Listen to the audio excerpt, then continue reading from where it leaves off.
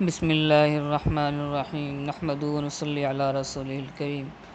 اما بعد فاعوذ باللہ من الشیطان الرجیم بسم اللہ الرحمن الرحیم۔ کافی عرصے سے ہمارا سلسلہ جو تفہیم مغرب کے اوپر چل رہا تھا، مختلف ازمز کا تعارف اور تنقیدی جائزہ، وہ تقریباً 1 مہینے تک رکا ہوا تھا مختلف مصروفیات کی وجہ سے، اس پر کوئی کلپ ریکارڈ نہیں کر سکا۔ ابھی کچھ مصروفیات کم ہوئی ہے، موقع میسر آیا ہے تو اس سلسلے کو جاری رکھتے ہیں۔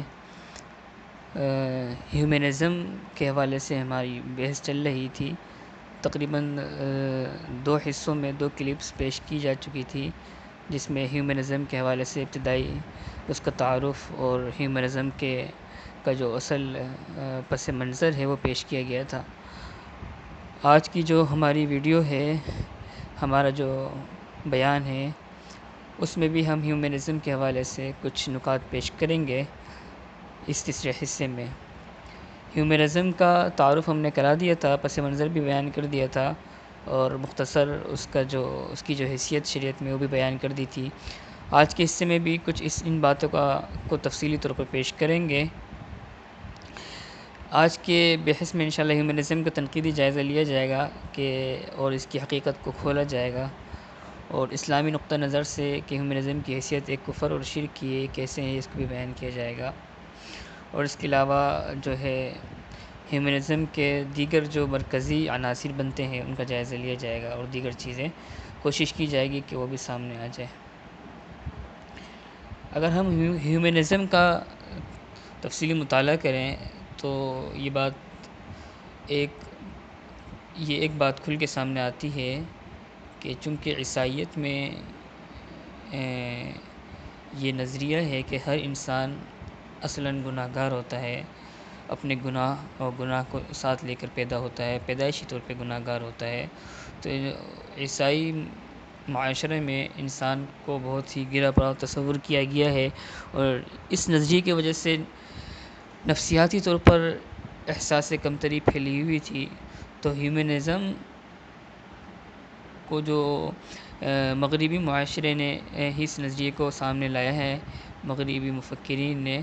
تو ہم یہ کہہ سکتے ہیں کہ یہ ایک اسی نظریے کے مقابلے میں ایک شدت پسندانہ رجحان ہے۔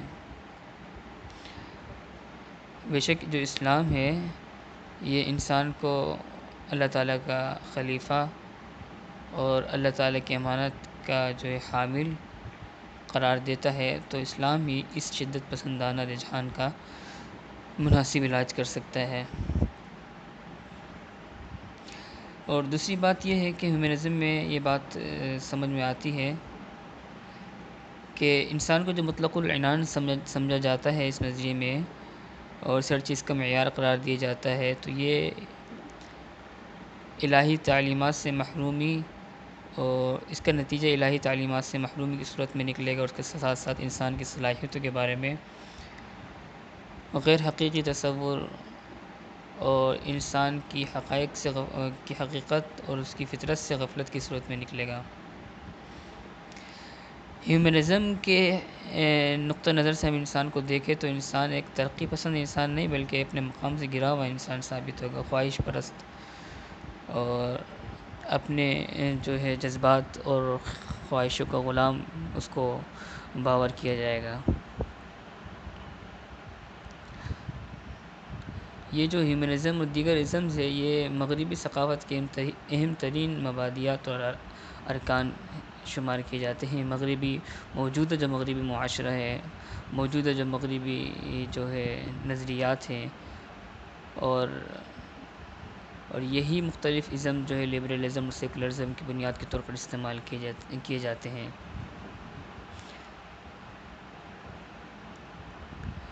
اور تیسری بات جو ہیومنزم کے حوالے سے سامنے آتی ہے کہ اسلام کی نظر میں ہیومنزم انسان کی مطلق العنانیت اور خدا سے روگردانی کی بنیادی وجہ خود کو نہ پہچاننا ہے۔ ہیومنزم کی اصل وجہ انسان کا خود کو نہ پہچاننا ہے۔ ہم نے گزشتہ کلپ میں تفصیلی طور پر بیان کیا تھا کہ انسان اپنے آپ کو کیا شمار کرے، یعنی انسان اپنے آپ کو بندہ خدا شمار کرے، عبد شمار کرے نہ کہ انسان۔ تو اصل وجہ یہ ہے کہ خدا سے روگردانی ہوتی ہے، اللہ تعالیٰ کو کی معرفت نہیں ہوتی، اپنے خالق کی معرفت درست نہیں ہوتی، تو اس لیے انسان کی نظر سے انسان سے عبد کا جو اس کا نظریہ ہونا چاہیے وہ نہیں باقی رہتا، بلکہ ہیومن یعنی انسان ہی کو خدا بنانے کا نظریہ جو ہے وہ اختیار کر لیا جاتا ہے۔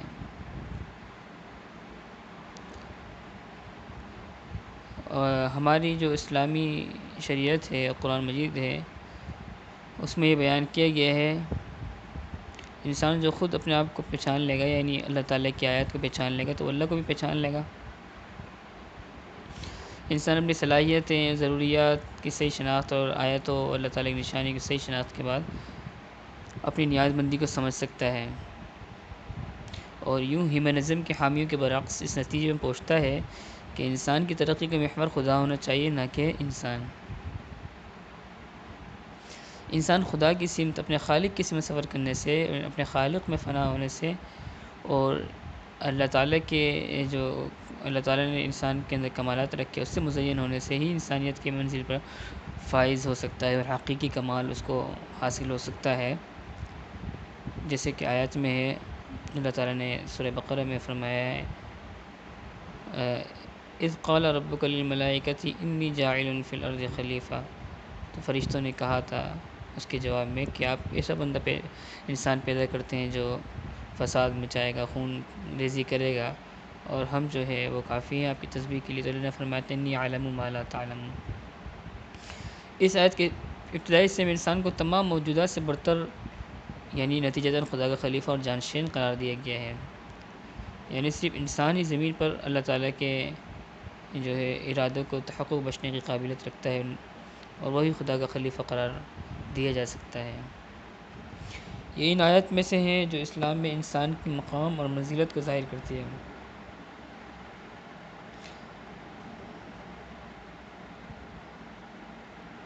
جیسے کہ اللہ تعالیٰ نے آیت کے اس دوسرے حصے میں ارشاد فرمایا انی اعلم ما لا تعلمون، اور آگے اس سے پہلے اللہ تعالیٰ نے سوال بھی کیا وَعَلَّمَ آدَمَ الْأَسْمَاءَ كُلَّهَا ثُمَّ عَرَضَهُمْ عَلَى الْمَلَائِكَةِ فَقَالَ أَنبِئُونِي بِأَسْمَاءِ هَؤُلَاءِ إِن كُنتُمْ صَادِقِينَ۔ آگے اللہ تعالیٰ نے فرمایا آدم أَنبِئْهُم بِأَسْمَائِهِمْ۔ تو اس سے ظاہر ہوتا ہے انسان میں اعلیٰ علمی صلاحیت موجود ہے کہ وہ الہی تعلیمات کو حاصل کر سکتا ہے۔ اسی آیت سے انسان کی منزلت اور شرافت کو پتہ چلتا ہے کہ وہ اللہ تعالیٰ کو پہچانے، اللہ تعالیٰ کی جو ہے عبادت کرے، اس کی بندگی کرے، اور اپنے آپ کو بندہ مانے، اور اپنے خالق کی صحیح شناسائی اور انسان کو اپنی بھی شناسائی اور حقیقت کا ادراک ہو، تو اس صورت میں پھر وہ جو ہے حقیقی طور پر جو ہے عبد بن سکتا ہے اور اپنے آپ کو پہچان سکتا ہے۔ ہیومن بن کر انسان جو ہے اپنی کمالات کو اور اپنی حقیقت کو نہیں پہچان سکتا، بلکہ وہ جو ہے اپنی حقیقت سے روگردانی کرتے ہوئے خدا کا باغی بن جاتا ہے۔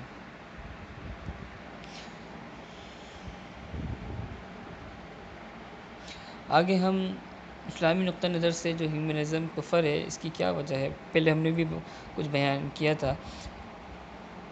اب ہم جو ہے ایک امریکی فلسفی ہے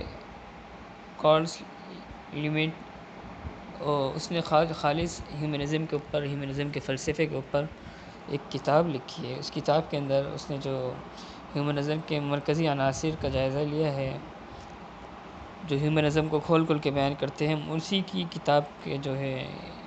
انگریزی کتاب کی جو اقتباسات ہے اس کو اردو ترجمہ پڑھتے ہیں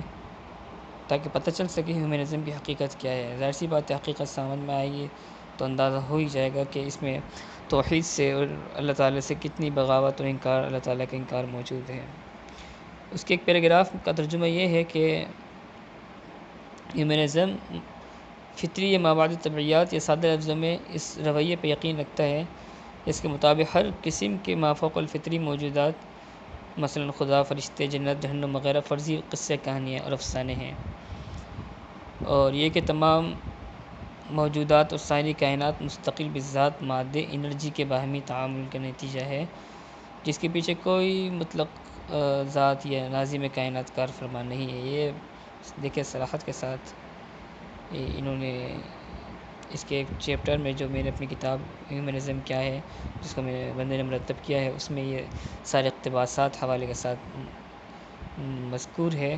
تو اس اقتباس میں وہ اس نے جو ہے خالص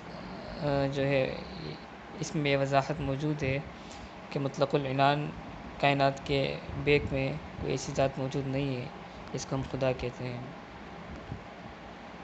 ایک اور پیراگراف ہے جس کا ترجمہ پڑھتا ہوں۔ ہیومنزم کا انحصار سائنسی قوانین حقائق پر ہے۔ ہیومنزم کے مطابق ہم انسان اس مادی کائنات جس میں ہم رہتے کے حصہ ہے اور اس کا ارتقائی ماحصل ہے، یعنی اس کا ہمارا کوئی خالق نہیں ہے، اور یہ نفس شعور انسانی دماغ ہی کے تعامل اور مختلف فنکشنز کا نام ہے جس کا دماغ کے ساتھ رشتہ ہے، یعنی نفس انسانی کے الگ سے کوئی روحانی وجود نہیں بلکہ دماغی کا ایک عمل ہے جسے مادیت پرستی اور جو ہے مادہ پرستی جس کو کہا جاتا ہے، تو یہی ہیومنزم کا حاصل ہے۔ ہیومنزم کی بنیاد پہ ہی موجودہ مادیت پرستی اور الحاد و دہریت وجود میں آئی ہے۔ ہیومنزم اس بات پہ یقین رکھنے کا نام ہے کہ چونکہ انسانی تشخص سے روح اور جسم در حقیقت ایک ہی شے ہے، اس لیے موت کے بعد کسی قسم کا شعوری حیات کا کوئی وجود نہیں ہے۔ اس میں صاف الفاظوں میں ہیومنزم کے تعارف میں یہ جو ہے کارلس لیمنٹ ہیں، انہوں نے اپنی کتاب میں واضح طور پر یہ وضاحت کی ہیومنزم کے فلسفے کے حوالے سے کہ کس طرح یہ خدا کے انکار اور آخرت کے انکار اور مغیبات کے انکار پر مبنی نظریہ ہے۔ ایک اور پیراگراف ہے جس میں وہ لکھتے ہیں ہیومنزم چونکہ انسان پر ایمان لانے کا نام ہے، اس لیے انسانی مسائل کو حل کرنے میں حتمی فیصلہ انسانی عقل اور سائنسی طریقہ کار کے۔ دیکھیں اس میں وضاحت کے ساتھ وحی کا انکار اور جسمانی ہدایت کا انکار موجود ہے۔ ایک اور پیراگراف میں کہ ہر قسم کے نظریے جبر و تقدیر ایمان بالقدر کے برعکس ہیومنزم میں تعلیم دیتے ہیں کہ انسان اپنی قسمت و تقدیر کا خالق خود ہے۔ تو دیکھیں اس میں خاص واضح طور پر یہ آگے لکھا ہے کہ کسی خارجی آسمانی پابندی کی فکر نہیں کرنا چاہیے، وہ انسان اپنے لیے خیر و شر کے انتخاب اور ترجیحات کی درجہ بندی متعین کرنے میں پوری طرح آزاد ہے۔ اس سے بھی واضح ہوتا ہے کہ تقدیر اور وحی الہی سب سے انکار ہیومنزم میں پایا جاتا ہے۔ پانچواں جو ہیومنزم کا عنصر ہے کہ ہیومنزم کے مطابق اخلاقیات کی تمام تر بنیاد مذہب، قوم، قبیلے کی روایات، تعلیمات کے بجائے